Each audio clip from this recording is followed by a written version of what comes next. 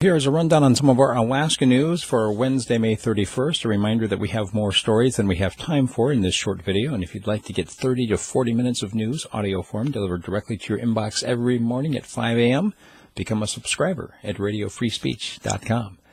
A small earthquake rattled the Kenai Peninsula on Monday, about a 5.3. No reports of damage or injuries, but it was a very sharp, sudden jolt, and they're going to be monitoring for aftershocks. There's another story on the Bogoslof volcano. It's the latest eruption, of course, over the weekend. It's had 40 eruptions since December. This last one caught them by surprise, as most of them do, because there are no instruments anywhere close to the volcano. They can't put the instruments on the volcano itself like they can in other places because there's simply no room for the instruments to be. The volcano is coming right up out of the ocean, of course. The little tiny island keeps changing shape. They said if they put instruments on the island, they probably would have been destroyed 40 times by now.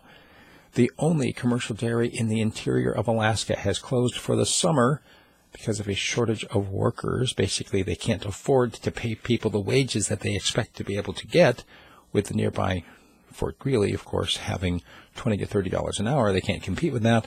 And because the person that they've had milking the cows in the morning has gone off to school, they're basically closing for the summer. And they're hoping if they can get somebody to, say, come up from the lower 48 who's willing to live there and work for less than $20 to $30 an hour, then they might be able to get back in production soon. Alaska is preparing layoff warnings this week. The state budget is still unsettled. That's part of the state law that if a budget, which begins on July 1st, hasn't been finalized by June 1st, they have to send out notice so that they have 30 days so that their workers know you could get laid off. This, as the special session has entered its 2-week mark as of today.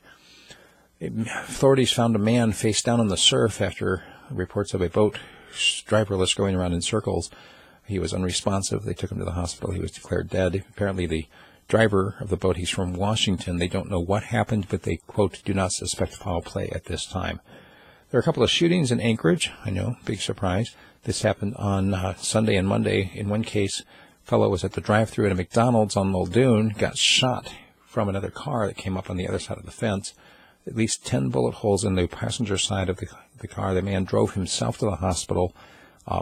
The person on the inside of McDonald's who was working the drive-thru window was hit by the flying glass coming through the window. Other person was shot by someone he knew.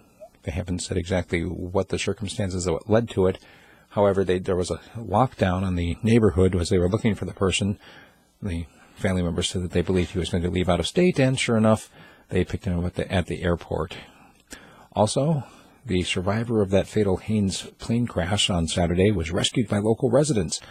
As you heard the details, 3 people on this plane by Haines went down in the water. The 2 in the front, the pilot and the passenger, were killed in the impact. The third fellow was trapped in the back of the plane as the plane was going down. Some folks on the beach hurried in and used ropes and a backhoe to pull the plane up out of the water multiple times. Basically, they were, as the water came up to his chest, they were able to raise the plane up, and the water went back down to his waist. They had to do that like 4 times before other rescuers were able to get there and get him out. They're being called heroes for their action. Also, a state Democratic lawmaker, Scott Kawasaki, may end up going after the Senate president's seat next year. There's been some talk of Scott Kawasaki running against Pete Kelly. And a number of other stories, once again, that we don't have time for. Check out radiofreespeech.com to become a subscriber. One last story I will mention is a flagrant violation of city code in Anchorage, where a guy set up a tent where people could see it and used solar panels to give himself electricity. Well, he's been arrested, accused not only of violating the city code about camping in the greenbelts, but also for stealing the solar panels that he used in his ingenious plan to have electricity for free. There you have it. That's our news. Once again, check out radiofreespeech.com.